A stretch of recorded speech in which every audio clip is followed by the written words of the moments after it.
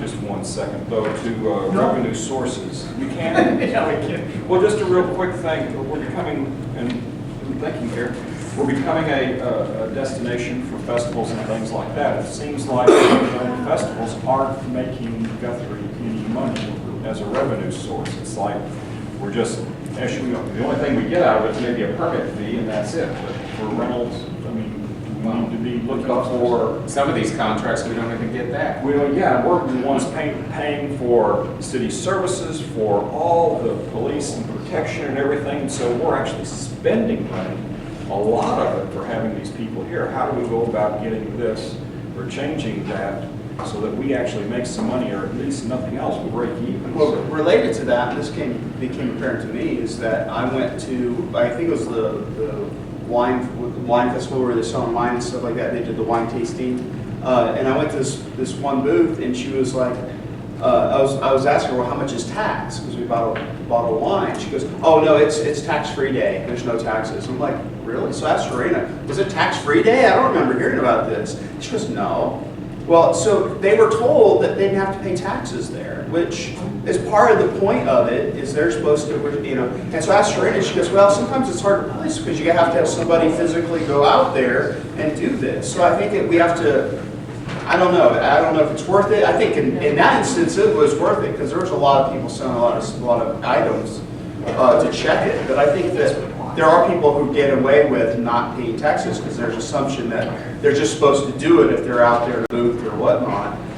So I don't know. She was saying like farmers market, they don't do that either, and that it would be more cost prohibitive having somebody go there on a Saturday to go try to get rid of, you know, do that rather than collect. When you collect $5 from a total, That brings up another subject of collecting tax at these festivals, and how do we know? And I wasn't planning on even saying this here at this forum, but I'll bring it up. I don't know how many people here have been to the Texas State Fair. And if you've been there, you know you don't use money for anything. You buy tickets. And so if the city sets up some sort of process that we could sell tickets, then the vendors would have to come back to the city to get paid. That way we make sure we get every bit of sales tax and every bit of money there is from that. If they lose their tickets, oh well. But they would have to pay a permit fee, they'd have to pay a parking fee. That way they'd have some skin in the game, so when they come back later, they would want to be able to turn in their tickets so they'd be able to make their profit. Now, obviously from a consumer point of view, they're kind of a hassle and not very good, but from, say, our point of view as a city and trying to make money on this thing, or from a business point of view, that's golden. We know we are going to be able to collect every bit of sales tax there is.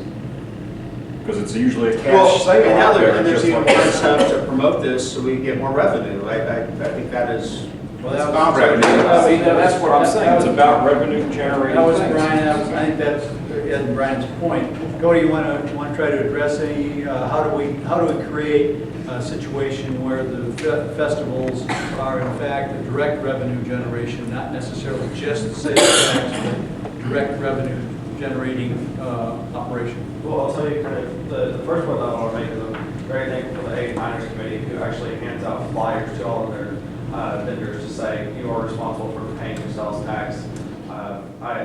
I don't know what else is on that flyer that would show some kind of accountability, but you know they're taking the right steps to make sure that people are doing it. I think that we can we actually put in there with a lot of help from the Oklahoma Tax Commission during Gentlemen of the Road. We found a way to make sure that all ticket sales were actually reported in Guthrie, because if they were outside of Guthrie city limits, even if they were in the parking lot that people used that was just across the street on College, even if tickets were done there, we worked with the Oklahoma Tax Commission to make sure that they were actually reported inside city limits, and so we automatically gained, I think, roughly $90,000 just from Gentlemen of the Road ticket sales.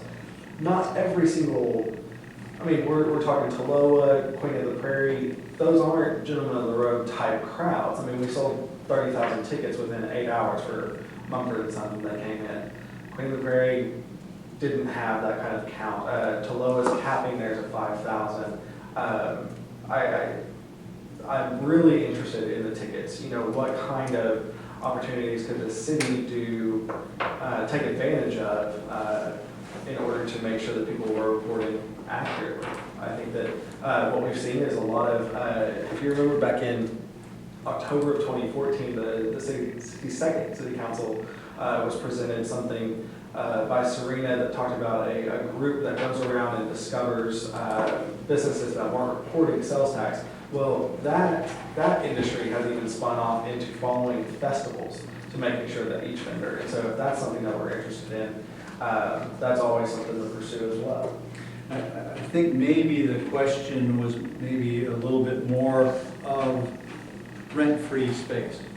And that's, And who, is there a possibility that in fact we can generate direct revenue by renting space, whether it be Cottonwood, whether it be the corner of Second and Harrison, to festivals and those kinds of things, as well as campgrounds and those things. if the city council wants to look at the asset that we have as the Cosmo Flats for a festival space and renting that out for festivals specifically, you can absolutely put it in front of any board or commission that you want, whether it's rate and fee or CBB board, talking about, what's a fair rate. We could do comparables to what other open air arenas are there that could accommodate up to 50,000, and what do they charge for rent?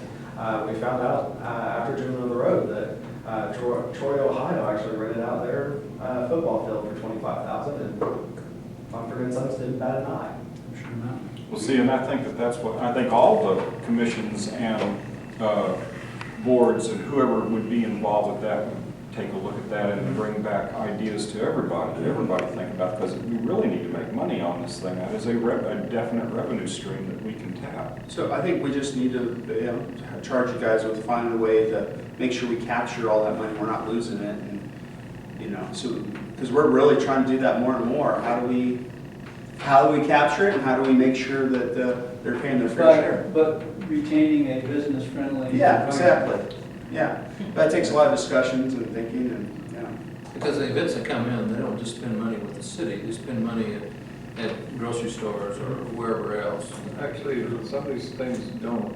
I mean, these RVs come in for the Bluegrass Festival and they camp and they bring everything with them and then they leave. And sometimes we don't really see a lot of visiting uptown from them because they're there.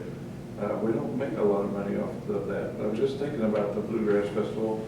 I was thinking, what impact is that new highway bridge, whatever you want to call it, that they're going to put in, have on that? Because it's going to, the access to the roads and everything's going to change down there. Shouldn't affect the north side that much. Let's go with It's going to eat up a couple of their streets and very little of their space. The main routes they come in are slowing these festivals. It's just an interesting thought that whole restaurant structure is going to look different. And getting into it's not going to be the same. well, and I feel like you can be business friendly, but still make sure you get your sales tax from folks and they're not getting not piece. And so I think that's important for us to create, whether it's tickets or some other creative And there way. is another overall economic impact. Whenever Joe and the road came in, they had a list of 63 different contract industries that they needed some kind of assistance from. And so that's, roughly, let's say some industries were able to double up on golf carts and bottled water. So something like that, you're thinking at least 40 different businesses are positively impacted along with the city and the vendors that are coming in now. And how many years has the Bluegrass Festival been here, and do we know how much money they bring us? Or do they cost us? You historically look at September, and it is not a high gross sales tax month, realistically. Are we, do we feel pretty good that we get the sales tax from all those booths around Bluegrass Festival? Do we know we get that? Look at September historically, it's not a. So we're not potentially getting some of that. So what I'm saying is, We gotta figure out a way, how do we get that, how do we measure that tax revenue? Yeah. Okay,